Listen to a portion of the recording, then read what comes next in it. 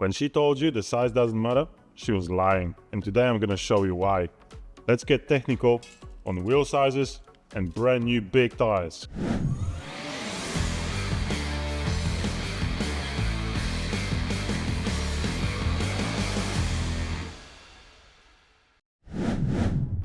Hi, this is Mats from Offroad Backspace, and today I'm gonna show you exactly what you need to know about wheel sizing. It's not just the diameter or the wheel material like in here with steel wheel or aluminium.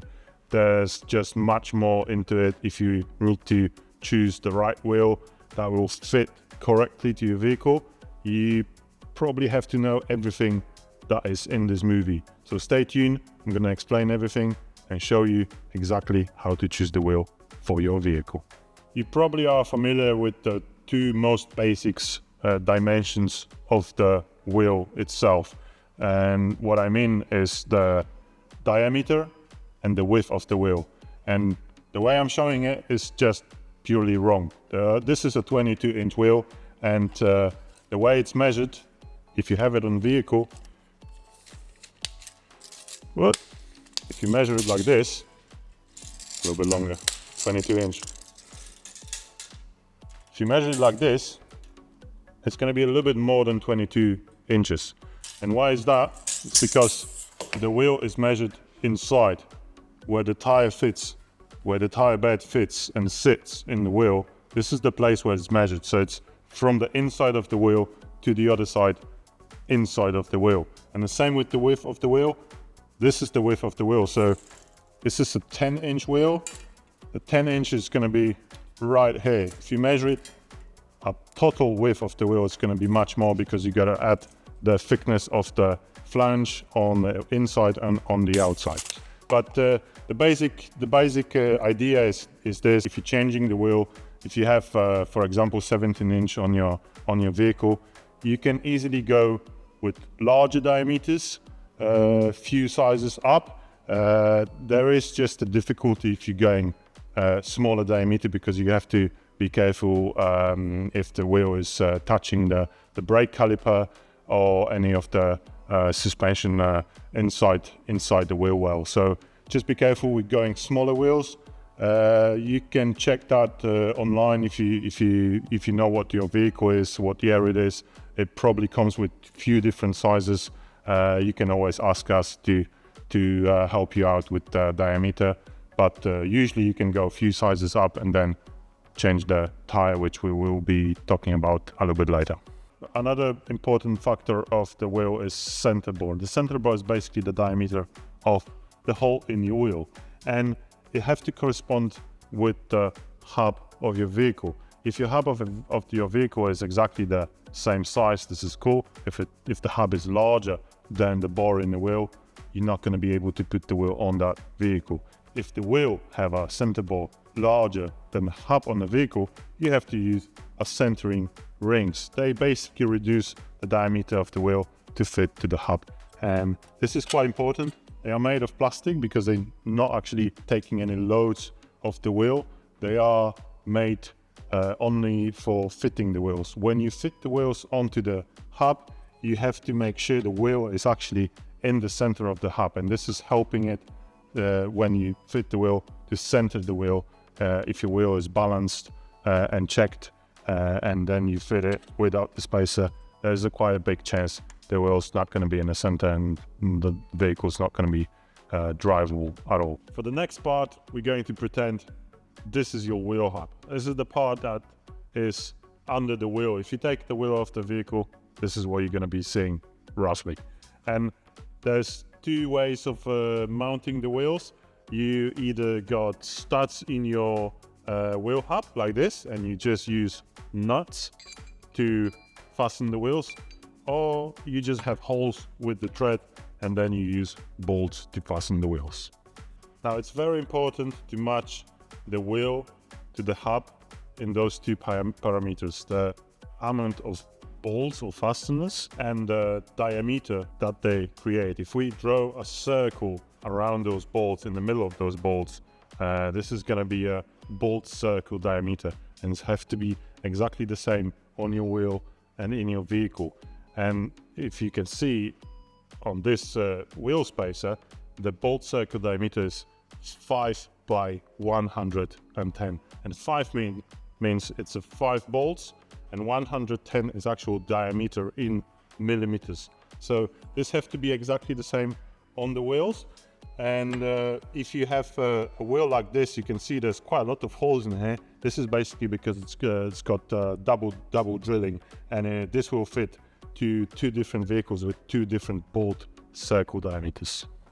Another important parameter of the wheel is the backspacing. You've probably heard of it if you ever had to choose the lift kit for your vehicle, if you ever had to change any of the suspension part, and you found out that the producer says that you got to have the wheel with the backspace, for example, 5 inch or less.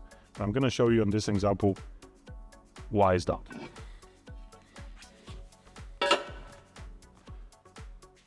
And again, we're going to be using wheel spacers to pretend this is the hub of the wheel.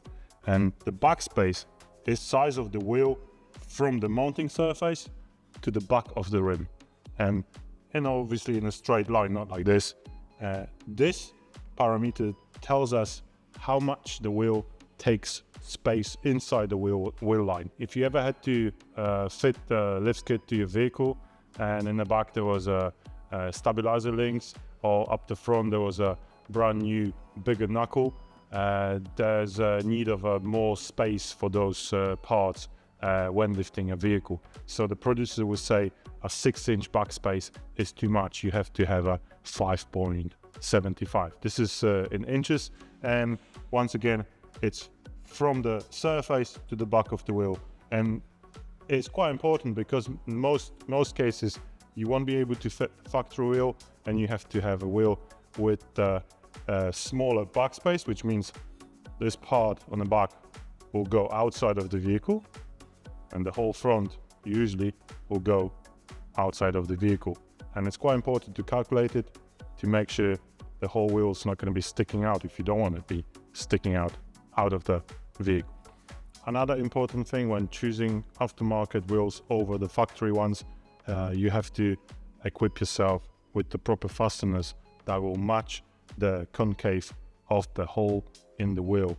Those nuts are different style than the factory ones, and in most cases they will require a special socket, usually included in a set, a special socket, thin wall socket that will fit in the hole, and it's not going to be too big. Simple socket like a 19mm, it's not going to go inside, it's just going to be too big to be able to fasten the wheel. Another parameter of the wheel, and it's the one that's most confusing, is the offset or the ET. And I'm going to show you in 2 examples how this works.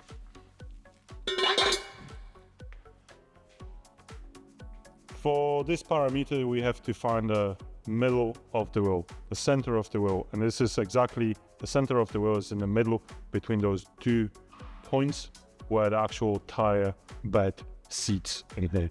So if we draw the line through the middle in here, you're gonna see this line is exactly going through the mounting surface of the hub.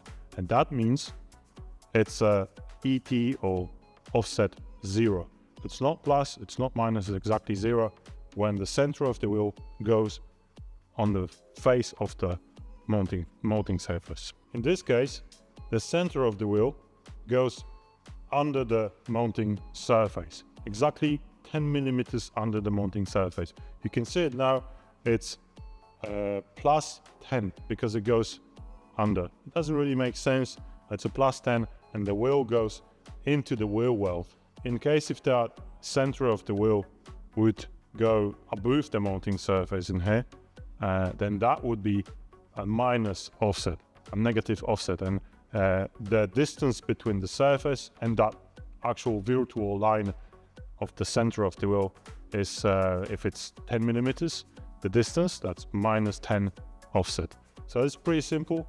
It gets confusing because most of the people think if there's a more negative offset, you basically have less of the wheel sticking out. It's the other way around. So if you have more negative offset, the wheel will protrude outside of the vehicle, or more on this way. Now it's very important to see how the offset and the backspace of the same wheel connects together and depends on each other. Basically, if you have to get the wheel with the smaller backspace, which means it's going to take less space in the wheel well, that in most of the cases that means the wheel will stick out a little bit further than the one before. This is a good example because it's exactly the same wheel, same width of the wheel, but it's got a different offset. This is offset 0 and this is plus 10. And if you're gaining a 10 millimeters in here, you're going to be losing 10 millimeters in here. Obviously you're going to be gaining it, but outside of the vehicle. So if your wheel is already on the edge of the fender flare, that means it's going to be sticking out 10 millimeters outside. It's quite important. Sometimes you want it to be sticking out, sometimes you want it to be flush. So keep in mind, changing the backspacing is changing the offset as well. Now let's pretend this wheel is wider than this by half of the inch. It means with the offset 10 millimeter, there's not going to be any more or less of a backspace, but it will be sticking out further by about 10 millimeters. That means if you're changing the width of the wheel, you are changing the offset. If you're getting a 10-inch wide wheel instead of a 9-inch wide wheel, you have to change the offset if you wanted to have it in the same position by the fender flare. If you're going to be having offset 0 on both of the wheels, you are gaining a half of the width of that wheel. If the offset is negative or positive, then you're gaining with the positive offset, you're gaining more in the inside of the wheel. With the negative offset, you're getting more on the outside of the wheel. It's quite important and it can be easily calculated. There's lots of calculators that you can just type the parameters of each wheel and see the differences on the inside of the wheel and on the outside of the wheel.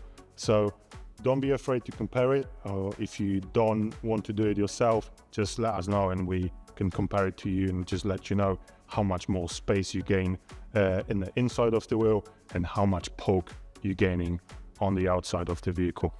As you can see in this case, with a negative offset, you can actually gain a nice concave shape of the wheel, which is not possible on a plus offset. If the offset is like plus 40, this wheel is just going to be super flat, and sometimes you cannot put negative offset without the wheel sticking out of this of the fender flares. Sometimes you can put a more negative offset and then use wider fender flares like a bushwalker or rough country. Now, as you can see in this case, this is plus 44 offset, and this wheel is super flat. It's already almost on the edge of the fender flares.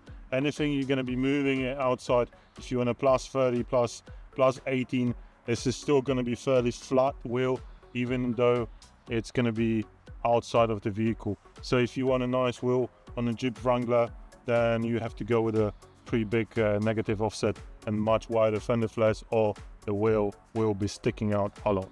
Our last case here, minus 19 offset. As you can see, a flat surface, just like the plus 44, but what you're gaining with minus 19 is a nice lip, and that's what you're looking for. A minus offset, a negative offset, is probably the most beautiful wheel in most cases. That's what you will be looking for, and this is the thing that is most difficult to fit to your vehicle. Will it fit? Will it stick out? Will you need a fender flares? That's the question we can answer. You probably can answer right now after watching that movie, but if you still need help, let us know. Subscribe to our YouTube channel and see you later.